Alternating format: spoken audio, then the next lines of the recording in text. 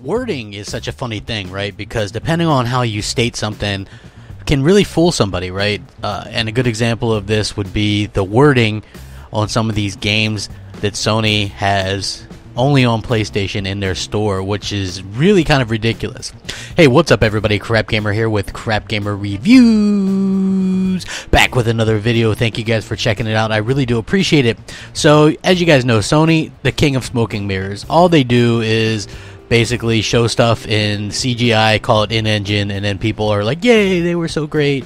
You know, and that's just the beginning of it. I mean, if you guys remember, they took Anthem footage from the Xbox One X and left the preset buttons in there and actually tried to pass it off as PS4 footage, right?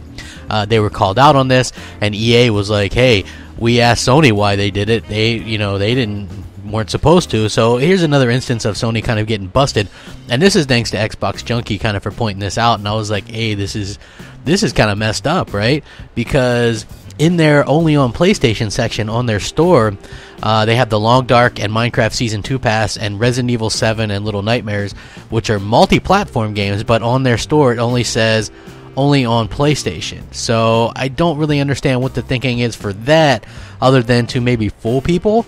Like, I guess to fool somebody into thinking that those games were only available on PlayStation 4, which makes no sense because, you know, those are well-known multiplats.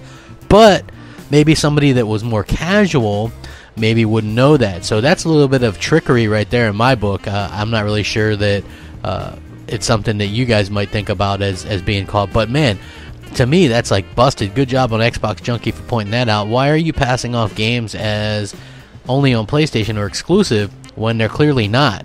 You know, and this is something that, you know, they've kind of done with their marketing throughout the whole generation, which is unfortunate. You know, and they don't allow the companies that they have marketing deals with to even announce that there's an Xbox version some of the times, or say that they're going to get enhancements. You know, like Call of Duty and Destiny 2 are perfect examples of this. Sony spends a lot of money on marketing, and apparently that marketing limits what these other companies are going to do and say about the Xbox versions of these games. In some cases, you don't even know they exist until they just pop up. And I find that a little bit unfortunate. And the most unfortunate thing of all is the fact that nobody's going to say anything about this, right? Nobody's going to say anything.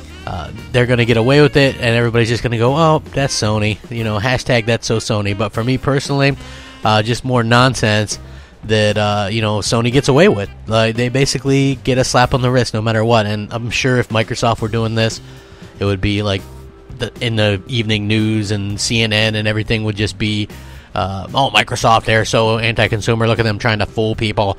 I can't believe it. It's ridiculous. You know, we would see that all over the place.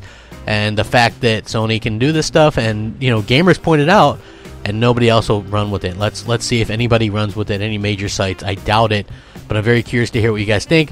Is this just a simple Sony mistake, or is this just another situation where Sony can do no wrong and they're going to get away with it? Let me know. Sound off, rate, comment, subscribe. Rack 'em up. Crapgamer out.